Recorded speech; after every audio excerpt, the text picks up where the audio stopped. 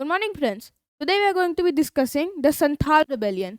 Santhal rebellion आज के modern day Jharkhand area में हुआ था. इसके मेन लीडर्स थे सिद्धू और कान्हू मुर्मू. और ये काफ़ी बड़ा प्रॉब्लम हुआ था ब्रिटिश की वजह से, जिसकी वजह से जो संथाल का मैनेजमेंट था उसको काफ़ी जो है ये बड़ी तरीके से रिफॉर्म करना पड़ा था. इंडिया में काफ़ी अलग अलग तरीके की ट्राइब्स हुआ करती थी, जैसे कि झूम कल्टीवेटर्स. जो झूम कल्टीवेटर्स होते थे वो एक जगह से दूसरी जगह जाते थे. वो जो है पेड़ों को काटते थे एंड देन जो भी बचा हुआ होता था प्लांट्स और वेजिटेशन उन्हें जला देते थे. क्यों जलाते थे? क्योंकि वो उनके जो राख होते थे उनका यूज करते थे मैन्योर जैसे प्लांट्स को न्यूट्रिएंट्स देने के लिए. फिर हंटर गैदरर्स एक जगह से दूसरी जगह हंट करने जाते थे और गैदर करने जाते थे, as the name would imply. वो ऑफन जो है जानवरों को हंट करते थे और पेड़ों से फूल गैदर करते थे. हर्डर्स हर्डर्स जो है ये ऑफन पेस्टोरलिस्ट होते थे, यानी कि वो घोड़े गाय बकरी इन सब को एक जगह से दूसरे जगह ले जाते थे पैस्चर टू पैस्चर. ये ऑफन सीजन्स को फॉलो करते थे कि एक सीजन में एक जगह दूसरे सीजन में दूसरी जगह जाते थे. है वह कुछ जो ट्राइब्स होते थे जैसे कि संथल, जिनके बारे में आज हम बात करने वाले हैं, वो सेटल कर दिए थे. जो संथाल थे वो एक जगह पे सेटल्ड थे और वो खेती करते थे. इसके वजह से उनमें एक जमींदारी सिस्टम भी होता था. तो ट्राइब्स को आखिर ऑप्रेस कैसे किया गया? जो ट्रेडर्स थे ऑफन वो हाई प्राइसेस रखते थे और जो मनी लेंडर्स थे वो हाई इंटरेस्ट रखते थे, क्योंकि जो होते थे ट्राइब्स वो बहुत डिपेंडेंट होते थे इन ट्रेडर्स और मनी लेंडर्स पे. वो ऐसे खेती करते थे, पैस्चर से पैस्चर जाते थे, तो इससे वो अनाज और जो है ये कपड़े यूटेंसिल्स ये सब नहीं बना पाते थे ना. इनके लिए वो डिपेंडेंट थे ट्रेडर पे, जो कि जो है जिन्हें पता था कि वो कितना जो है डिपेंडेंट है उन पे, कितना उन्हें ज़रूरत है इन सब चीज़ों की. तो वो बहुत हाई प्राइसेस रखते थे. और जो मनी लेंडर्स होते थे वो जब उन्हें पता था कि कितना ज़रूरत है उन्हें पैसों की ट्रेडर से चीज़ें खरीदने के लिए, तो वो लोन्स देते थे बहुत हाई इंटरेस्ट पे, जो कि कभी भी जो है पे नहीं कर पाते थे जो ट्राइबल मैंस होते थे. एंड इसकी वजह से ऑफन होता था पॉवर्टी यानी कि गरीबी और डेथ कर्ज. शिफ्टिंग कल्टीवेटर्स जो झूम कल्टीवेटर्स होते थे उन्हें फोर्स किया जाता था कि एक जगह पे सेटल करे. हाउएवर जहाँ पे झूम कल्टीवेटर्स रहते थे ऑफन उधर फर्टिलिटी बहुत कम होता था, प्लांट्स अच्छे से उग नहीं पाते थे, जिसकी वजह से वो काफ़ी सफ़र करते थे. उनका उतना जो है ये उपजाता नहीं था ना. नो मैच जो कि एक जगह से दूसरे जगह जाते थे और सेटल्ड नहीं थे, वो फॉरेस्ट में नहीं जा पा रहे थे अब, क्योंकि वो फॉरेस्ट रिजर्व एरियाज थे जहाँ पे जो है गवर्नमेंट ने बोला था कि वो रिजर्व है, वहाँ कोई नहीं जा सकता. और जो ट्राइब्स होते थे जो भी वो कुछ बनाते थे, जो भी वो कुछ जो है ये प्रोड्यूस करते थे, चाहे वो एनिमल्स हो या फिर जो है ये डाइज हर्ब्स ये सब होते थे, उन्हें काफ़ी सस्ते में खरीदा जाता था एंड फिर बेचा जाता था काफ़ी हाई प्राइसेस में. तो आज मेनली संथाल के बारे में हम बात करेंगे. आखिर क्यों हुआ ये रिबेलियन, आखिर कैसे बैटल्स हुए और आखिर इसके अंत में हुआ क्या. कई सारे ट्राइबल रिवोल्ट्स है इंडिया में, जो है ट्राइब्स ने कई बार अपना जो है ये राइट लेने के लिए रिवोल्ट किया गया है. तो आज लेकिन हमारा मेन है Santhal rebellion. Now 3 main causes थे इसके. सबसे पहला, the revenue system of the east India company EIC. जो ईआईसी टैक्सेस लेती थी वो बहुत जो है फ्रॉड होती थी, काफ़ी हाई टैक्सेस लेती थी. इतना कॉम्प्लिकेटेड होता था टैक्स सिस्टम कि एक एवरेज जो है ट्राइब्समैन को कैसे समझ में आएगा कि क्या जो है ये पे करना है, कैसे पे करना है. और ये था on top of the zamindari system, क्योंकि जो है ये टैक्सेस तो गवर्नमेंट को पे करते ही थे, साथ में रेंट भी पे करना पड़ता था काफ़ी हाई जमींदारों को. एंड उस समय बताया था ना कि जो है मनी लेंडर्स कितने हाई इंटरेस्ट पे लोन्स देते थे, तो ये भी लोन्स वो पे नहीं कर पाते थे. इन पे इंटरेस्ट जो है ये बनता रहता था और वो कर्ज की वजह से स्लेव्स बन जाते थे. इन तीनों से क्या हुआ? पॉवर्टी और कर्ज. हाँ, रिबेलियन शुरू में जो है क्या हुआ, जो संथाल लीडर्स थे सिद्धू और कान्हू मुर्मू, ये उन्हीं का एक जो है ये पिक्चरल रिप्रेजेंटेशन है, पिक्टोरियल रिप्रेजेंटेशन. उन्होंने रफली 60,000 संथर्स को जो है ये लिया और एक रिबेलियन डिक्लेयर किया. अभी जो हम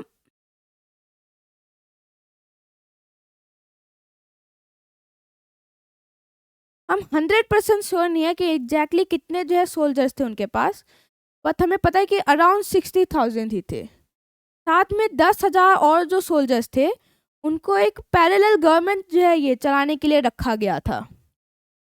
रिबेलियन जो है ये पहले तो बस शुरुआत में लाइक आर्म्ड रेजिस्टेंस था, फिर ये एक वॉर बन जाता है। इन्होंने ऑफिशियली वॉर डिक्लेयर कर दिया था अपना खुद का एक जो है ये एरिया बनाने के लिए।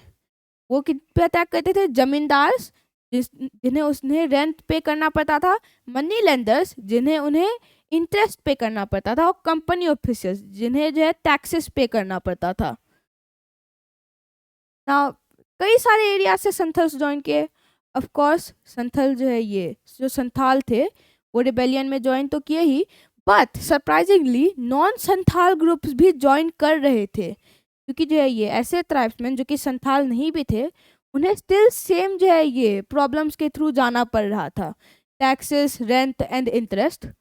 तो वो भी इनके जो है ये रेबेलियन में ज्वाइन किए थे। नारायणपुर का बैटल, नारायणपुर में जो है ये रफली इवन ही मैच था। काफ़ी सारे संथाल थे और कुछ ब्रिटिश सोल्जर्स थे, पर हुआ क्या, ब्रिटिश सोल्जर्स के जो वेपन्स थे, गन कैप्स और गन्स जो थी, उन पे जो है ये पानी जो है लग जाता है, वो वेट हो जाती है। ऑफ कोर्स अगर गन पाउडर गीला हो जाता है तो एक्सप्लोड नहीं कर सकता, जिसकी वजह से उनके वेपन्स काम ही नहीं किए। तो अब क्या हुआ, सोल्जर्स को लगने का अरे सिद्धू और कान्हू ने तो ये बोला था ना। तो जो है ये सोल्जर्स को लगने का अरे सिद्धू और कान्हू ने ये बोला था ना कि जब हम अटैक करेंगे तो ब्रिटेन के जो ये सोल्जर्स के वेपन्स है वो पानी में बदल जाएंगे। तब उन्हें लगा कि भगवान उनके अगेंस्ट हो गए हैं। ईआईसी ने बहुत जो है मेजर्स लिए ये इंश्योर करने के लिए कि जो है ये नहीं वो जो है भगवान का एक्ट नहीं था, सिंपली एक्सीडेंट हुआ था। जो संथाल थे वो राजमहल से लेकर पलासूर रोड के सारे विलेजेस को लूटे और जलाए कि जो है ये अपना वॉर एफर्ट सस्टेन कर सके। रामपुर हट और पुलसा को कैप्चर कर लिया गया और उन्हें भी जला दिया गया। नाउ अब जो है ये इसके बाद ईस्ट इंडिया कंपनी ने ओरिजिनली क्या रिस्पॉन्स दिया? सबसे पहले जो है AC बिडवेल उसे special commissioner for the suppression of the Santhal insurrection elect किया गया। इसका मतलब क्या हुआ? इसका मतलब AC बिडवेल जो है जब भी चाहे वो जो है सोल्जर्स को बुला सकता था कि जो है ये इमीडिएटली सोल्जर्स की ज़रूरत है, बिना ऐसे जो है ये गवर्नमेंट की कंसेंट लिए कि जो है ये ताकि वो संथाल रिबेलियन को ख़त्म कर सके। उसे जो है परमिशन लेने की ज़रूरत नहीं थी कि हमें इमीडिएटली जो है सोल्जर्स की ज़रूरत है, वो इमीडिएटली बुला सकता था। जो गवर्नर्स काउंसिल था वो कहता है कि ठीक है मिलिट्री का जो है तुम यूज़ कर सकते हो, और जो है ये बराकपुर से रानीगंज में जो भी लाइक रेलवेज थे उधर भी सोल्जर्स डिप्लॉय कर दिए गए। साथ में जो GT रोड है, ग्रैंड ट्रंक रोड, आप जानते ही होंगे उसे, वहाँ पे भी जो है सोल्जर्स रीएनफोर्स करने लगे। मेजर बुरो जो है ये वो 160 मैन ले के जो है ये भागलपुर से जाता है, वाइल जो है ये और भी जो जमींदार थे वो भी अपने कई सारे सोल्जर्स भेजते हैं, बिकॉज उन्हें डर था कि अगर संथाल वहाँ पहुँच जाएंगे तो उनका सारा प्रॉपर्टी जला देंगे।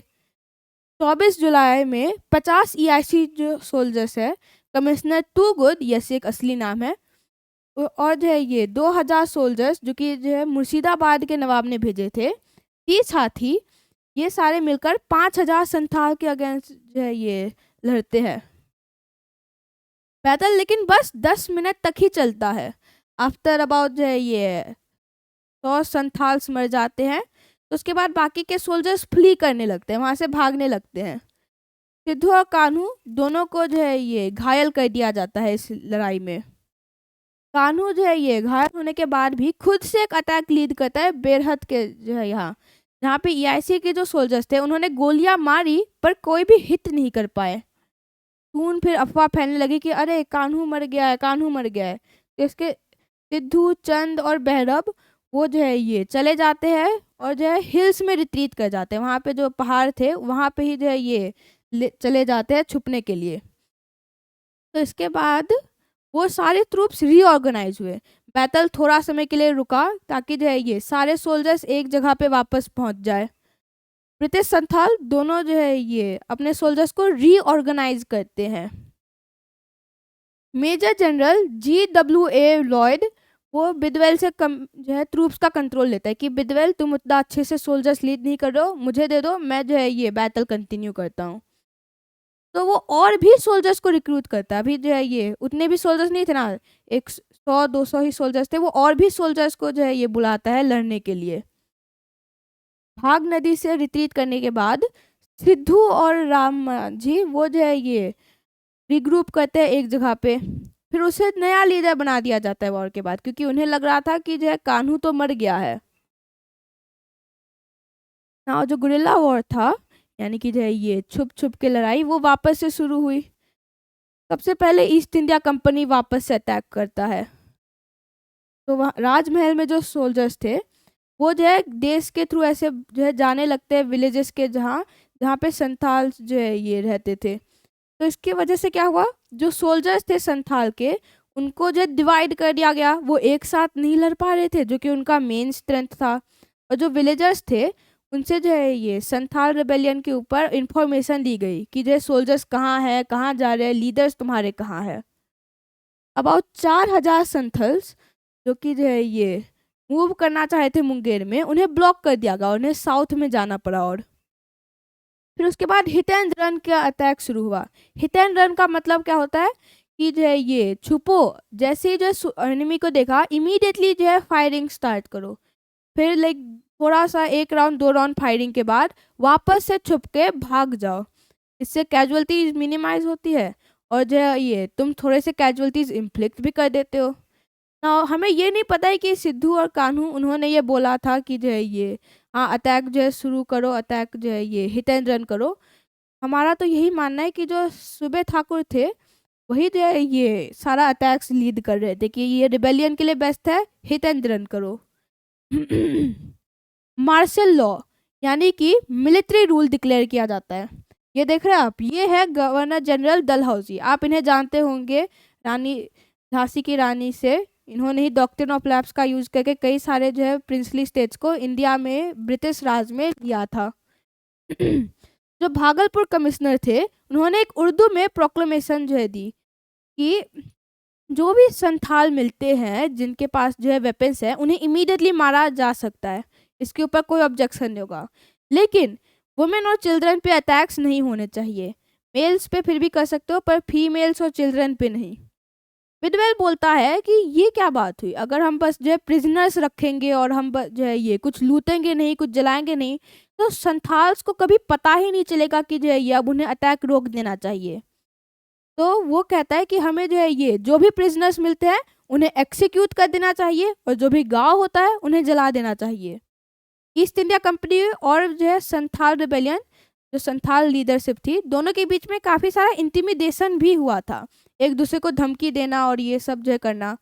और फिर जो संथाल के लीडर्स होते थे वो जमींदारों को धमकी देते थे कि अभी ही सरेंडर कर जाओ वरना हम तुम्हारे विलेजेस को जो है ये जला देंगे।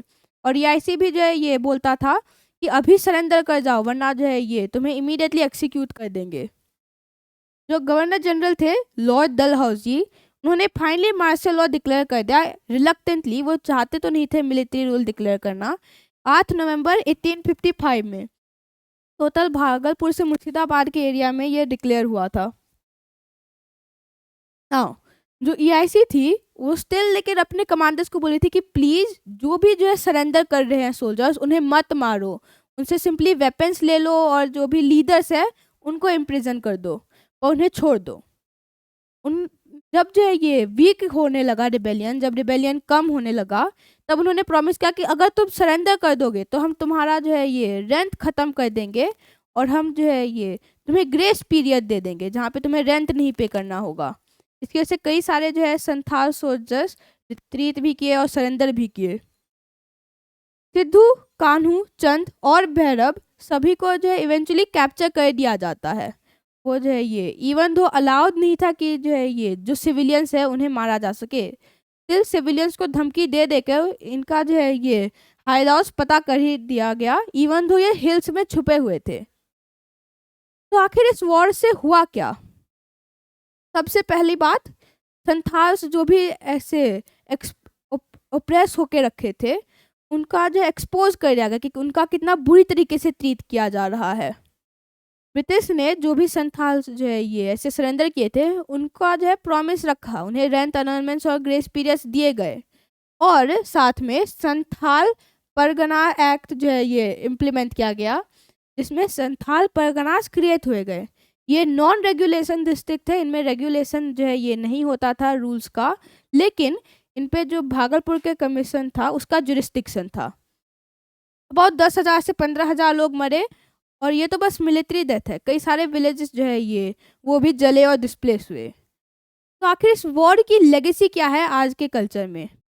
फॉरेन एरियाज में जो चार्ल्स डिकन्स थे, आप उनका नाम जानते होंगे, इन्होंने कई सारी स्टोरीज लिखी थी, जैसे कि ओलिवर ट्विस्ट। उन्होंने अपनी magazine the house hold words में लिखा था कि वो कितने ऑनरेबल थे संथाल के जो है ये लोग। हुआ क्या, संथाल रिबेलियंस के जो सोल्जर्स थे वो जो है ये एरोज में जहर डाल के एनिमल्स को हंट करते थे। वो जो है इवन तो अपने एरोज में वो जहर डाल के एनिमल्स को हंट करते थे। जब जो है वॉर हुआ तब वो अब जो है इंसानों पे ऐसा नहीं करे, उन्होंने इंसानों पे जहरीले एरोज का यूज नहीं किया। तो उसने बताया कि वो कितने ऑनरेबल है। ये अगर हमारे दुश्मन होते जैसे कि रसिया, तो वो तो ऐसा जो है बिल्कुल कुछ नहीं करते। कार्ल मार्क्स ने जो है ये अपनी book notes on Indian history में लिखा था कि इंडिया के ट्राइब्स का सबसे पहला मास रेवोल्यूशन था। 30 जून को अभी भी जो है ये बांग्लादेश झारखंड में हूल दिवस के नाम से जो है मनाया जाता है कि जो है ये इसी दिन Santhal rebellion led by Sidho and Kanhu जो है शुरू हुआ था। That's it for today folks. अगर आपको जो है ये अगली वीडियो देखना है तो सब्सक्राइब करें और बेल आइकन हिट करें।